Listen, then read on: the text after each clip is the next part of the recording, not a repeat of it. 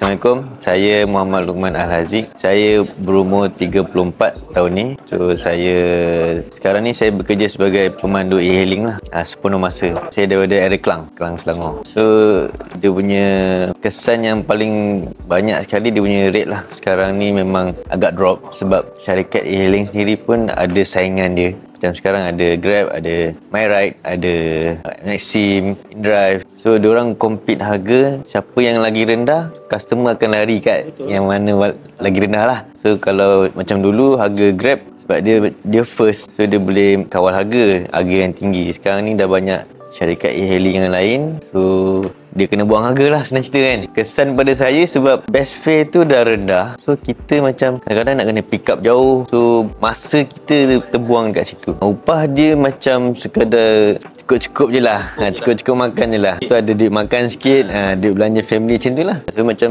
kalau hariannya tu, satu hari saya bekerja dalam 12 ke 16 jam lah satu hari sama. Untuk dapatkan saya punya target tu lah 300 lebih kurang. Expenses dengan tanggungjawab, ada family. Saya ada family, anak seorang. Saya dengan wife kerja. So, hantar anak pergi taska, ngasuh. So, adalah bayaran dia kan. Kalau Kelang, alhamdulillah masih murah lah. Saya hantar 600.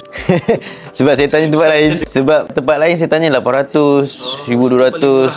Itu antara yang murah lah. Dia antara yang orang cakap ada certified lah. Taska yang ada certified dengan government lah. Dia bukan yang macam pengasuh kita hantar kat rumah orang biasa kan. 2 tahun ni memang struggle. 300, 12 ke 16 jam lah. Depends pada macam saya, macam kita redha dengan rezeki lah kan. Kadang lebih, kadang kurang, kadang tak dapat pun target. Kita dah buat 16 jam pun kita tak dapat. Mesti dalam 200 lebih macam tu lah. Sebab saya sebelum ni makan gaji. So, saya fikir bila makan gaji ni tak boleh bagi macam saya kerja sendiri. Macam saya buat e-hailing kan. Saya kerja lebih, saya dapat lebih. Kalau macam dulu, saya dulu kerja bahagian aviation. Saya kerja dekat Subang Aviation. Saya manufacturing lah, buat bahagian kapal, buat body kapal. So, saya bahagian painting lah. So, start pada 2002 kot, 2001 macam tu lah, saya tak ingat. Saya stop lah. Kira time tu pula diorang pun ada offer VSS. Saya ambil VSS sebab saya kerja dekat company tu dah 5 tahun. So, dia punya kenaikan tu lambat. Dah ada di offer tu, saya ambil dan saya try buat benda lain lah. Sebab masa saya kerja tu pun saya dah buat Grab. So, Grab ni macam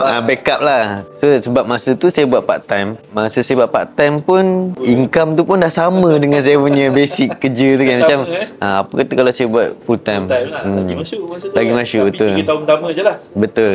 Lepas tu dah masuk tahun-tahun yang baru ni, dah start slow lah. Tu kena cari option lain. Option lain, so salah satunya macam dekat export overseas lah. Saya ada buat macam-macam. Saya pernah buat insurance, saya buat the prudential lah. Tapi saya buat part time. Dan saya pula tak achieve dia punya target. Dia orang ada target dia setiap tahun, ada minimum macam kena achieve berapa orang. So, saya tak dapat achieve sebab kita dia panggil sale lah, macam total per annum income lah, macam tu dalam 100.5 macam tu. So, berapa orang tu lesen tak kena tarik, cuma kita punya account untuk kita buat case tu susah lah. So, dia dah kena ban lah macam tu. So, dismiss terus. UM tak ada, cuma saya macam SB, Wahid, macam tu je lah. So, macam itu je, kita simpan je lah kan. Kita tak adalah main secara drastik kat situ. Macam kan famous trade kan. So, kena struggle cari income lain yang untuk kita sustain lah kita punya income untuk belanja family, untuk punya expenses. Daripada TikTok, daripada TikTok dia macam lalu FYP.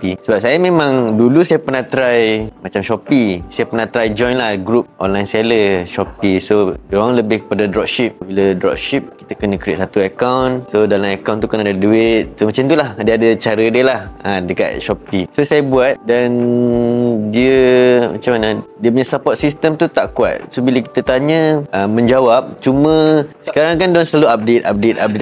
Dia tak up to date. So, kita macam ketinggalan. Yang kita belajar tu pun ilmu yang dah lepas.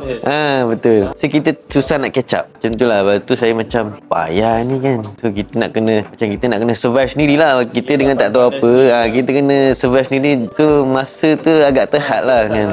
Betul. Sebab dia punya saya kalau tengok follower memang tak ramai lah kan, macam like dia pun tak ramai. Tapi saya macam ada keyakinan sebab dia seorang pensyarah. Saya tengok dia macam bila pensyarah ni dia mungkin boleh ajar dengan baik lah. Cara tu yang kita macam tempat lain boleh mengajar, tapi cara dia mengajar tu sekadar melepaskan batuk je. Macam okey aku dah ajar dah. Saya pun first time kan kat sini, so kita tak tahu macam mana cara doktor tu. Tapi tadi saya dengar alhamdulillah okey, cuma kita nak kena belajar lagi, catch up, repeat, kena ada support system yang okey insyaAllah. Harapan saya nak grow daripada income saya lah. Kalau boleh saya nak masa dengan family. Sebab sekarang ni saya perasan, sebab saya dah start kerja 12 hingga 16 jam. So masa dengan family tu kurang. Saya kena set cuti Sabtu Ahad. Sebab sekarang saya dengan family, kalau time saya cuti, bila wife saya cuti, okay, kita plan nak pergi mana. Baru saya cuti. Kalau tak ada plan macam saja nak duduk rumah, saya kerja lah. Walaupun dia cuti, dia jaga anak. So, tapi saya balik lah. Kalau nak beli makan ke, nak beli apa-apa ke, kita pergi kejap. Lepas tu dah settle semua kerja family, saya keluar lah kerja. Sebenarnya saya lebih suka berniaga, cuma saya tak tahu cara yang betul. Mungkin kita dulu belajar tak adalah pandai sangat kan. Sebab saya dulu belajar bahagian teknikal, bahagian kemahiran. Tak, kepandaian abang tu, kita kepandaian berbeza. Betul. Saya mungkin lebih kepada saya punya seni tangan kat situ. Tapi dari segi macam bisnes ke apa, belum lagi lah. Saya pun ada macam keyakinan lah kan, untuk kita percaya, untuk kita grow diri sendiri. So bila saya boleh grow, boleh kita kembangkan lagi. Duduk Malaysia tak apa, janji gaji USD. Terima kasih banyak kepada eBay dan Export Overseas Academy, kerana dengan hadiah ni mungkin saya bagi lebih semangat lah kepada diri saya untuk saya grow, dan saya harap dapat menjadi seller yang top rated lah. InsyaAllah, amin.